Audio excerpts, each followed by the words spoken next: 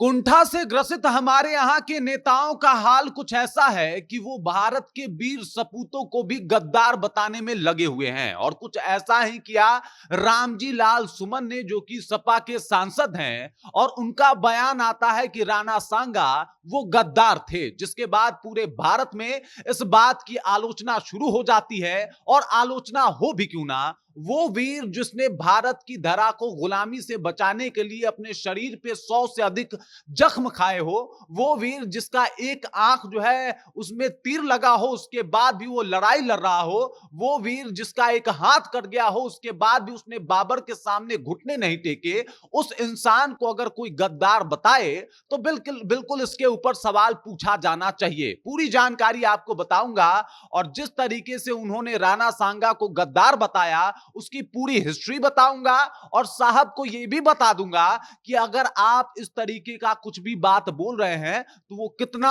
अनैतिक है। जहां पे एक महान वीर जिसकी शौर्य गाथा गा के हम भारतीय जो है इस बात के ऊपर गौरव महसूस करते हैं, उसको ऐसा बोलने की जरूरत आप जैसा दूसरा कोई और नेता सिर्फ ध्रुवीकरण की राजनीति के लिए ना कर पाए। पूरी जानकारी के ऊपर आएंगे, सब कुछ आपको बताएंगे, लेकिन उससे पहले मेरा परिचय जान लीजिए। मेरा नाम है रजत और आप जनता जंक्शन देख रहे हैं। आपको बता दूं कि रामजी लाल सुमन, जो कि सपा के सांसद हैं, उन्होंने भरे सदन में राणा सांगा को गद्दार बताया। उन्होंने कहा कि राणा सांगा जो थे वो गद्दार थे, क्योंकि उन्होंने ही भारत में पहली दफा बाबर को इनवाइट किया था, बाबर को बुलाया था, और उन्हीं की वजह से जो है मुगल वंश आए। तो अगर आप हमें औरंगजेब की औलाद बता रहे हैं तो आप भी राणा सांगा की औलाद हैं, क्योंकि राणा सांगा ने यह गद्दारी की थी। बाबर को उन्होंने ही इब्राहिम लोदी को हराने के लिए बुलाया था। लेकिन अलग अलग इतिहासकारों का अलग अलग इसके ऊपर मत है।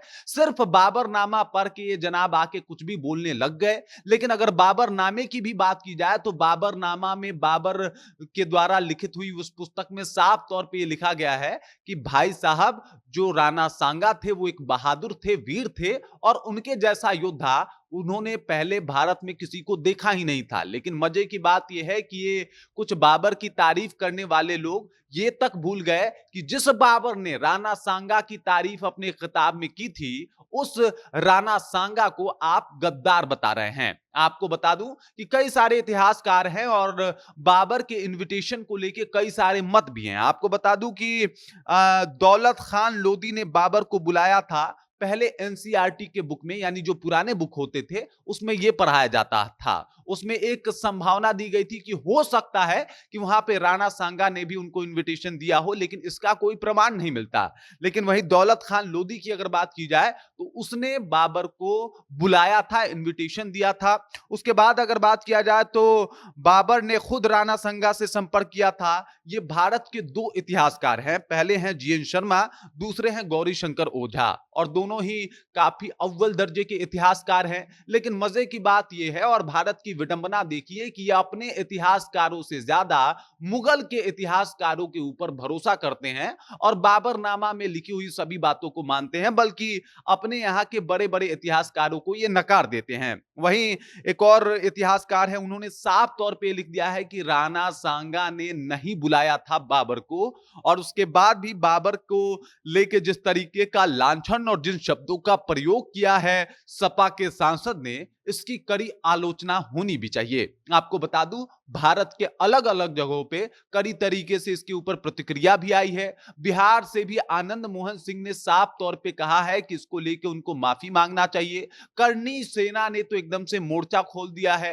हालांकि कुछ उपद्रव भी हुआ है, लेकिन करनी सेना का कहना है कि इनको माफी मांग लेना चाहिए। और सवाल यही उठता है कि आखिरकार कब तक इस तरीके से बांटने की राजनीति करती आएगी ये कुछ पार्टियां, जिनको सिर्फ और सिर्फ ध्रुवीकरण की राजनीति करनी है। एक पक्ष को खुश करने के लिए ये औरंगजेब को महान बता देते हैं। वो औरंगजेब जो, इसमें कोई शक नहीं है, इसमें कोई दो राय नहीं है कि एक बहुत ही जलील शासक था जिसने हिंदू मंदिरों को तुड़वाए थे। बाबरनामा की अगर बात की जाए तो बाबरनामा में भी बाबर के द्वारा जो बाबर के लिए लिखा गया किताब है, उसमें यह दर्ज है कि बाबर जब यहां पे आया और राणा सांगा से हारने लगा था, 1927 की बात कर रहा हूं, जब खानवा का युद्ध हुआ था और खानवा में लड़ाई हो रही थी, तब बाबर ने एक चाल चली थी। क्योंकि उस वक्त राणा सांगा के एक जो सेनापति थे वो लोदी थे, और लोदी को बहला फुसलाकर उनकी सेना को बगावत करवा दिया था। उसने धर्म की जो है कहीं ना कहीं बुनियाद पे यह अलगाव पैदा किया था। उसने अपना ग्लास, वो उस वक्त दारू बहुत पीता था, उसने अपना ग्लास तोड़ के ये शपथ खाया था कि आज मैं ये ग्लास तोड़ रहा हूं, इसी तर्ज पे हिंदू मंदिरों को भी तोड़ूंगा, और उसने तोड़ा भी। आज जो लोग बाबर की महिमा मंडन कर रहे हैं, शायद उन्होंने या तो इतिहास पढ़ा नहीं होगा या फिर उनको इतिहास का ज्ञान नहीं होगा। अगर थोड़ा बहुत इतिहास पढ़ लेते तो शायद ऐसी बातें ना बोलते। बड़ी विडंबना है, जिनको इतिहास का नॉलेज नहीं है वो भी बाबर पे आके बोल दे रहे हैं। कुछ लोगों को लग रहा है कि भाई साहब बाबर ने तो सिर्फ और सिर्फ जो है वो कहीं ना कहीं ये राणा सांगा को ही हराया था। तो मैं आपको बता दूं कि उससे पहले 1526 में इब्राहिम लोदी जो दिल्ली के शासक थे, उनको भी बाबर ने हराया था और उनको मौत के घाट उतार दी थी। उसे मुसलमानों से कोई प्रेम नहीं था, लेकिन जब वही 1527 में उसे राणा सांगा के खिलाफ युद्ध लड़ना था तो उसने मुस्लिम दांव खेले और उस वक्त कहा कि भाई साहब मुसलमान अगर हमारे फेवर में आ जाएंगे तो राणा सांगा की सेना कमजोर हो जाएगी और इस तरीके से हम राणा सांगा को हरा सकते हैं। यह है बाबर और राणा सांगा के लड़ाई की हिस्ट्री।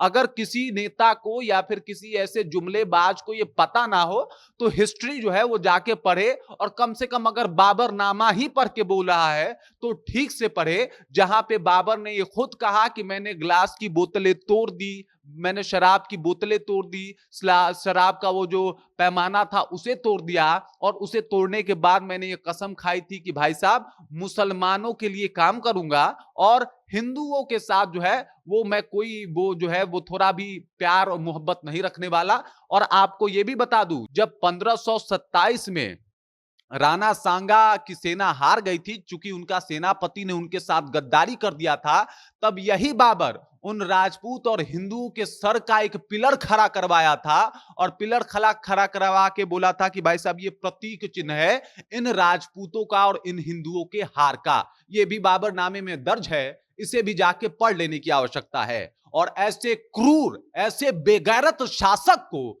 अगर कोई अपना आइडियल माने तो वाकई ये भारत में ही हो सकता है। आप अमेरिका में जाके एक बार हिटलर की तारीफ करके देख लीजिए, वहां भी लोकतंत्र है, लेकिन वहां की सरकार आपके साथ क्या करती है आपको पता लग जाएगा। इतना बोलना तो दूर, अगर आप चाइना में जाके एक शब्द भी इस तरीके का वहां के जो सुपर हीरो रहे हैं, वहां के जो भी स्वतंत्रता संग्राम के हीरो रहे हैं, उनके बारे में एक शब्द भी बोल दीजिएगा तो इसका खामियाजा आपको भुगतना पड़ जाएगा।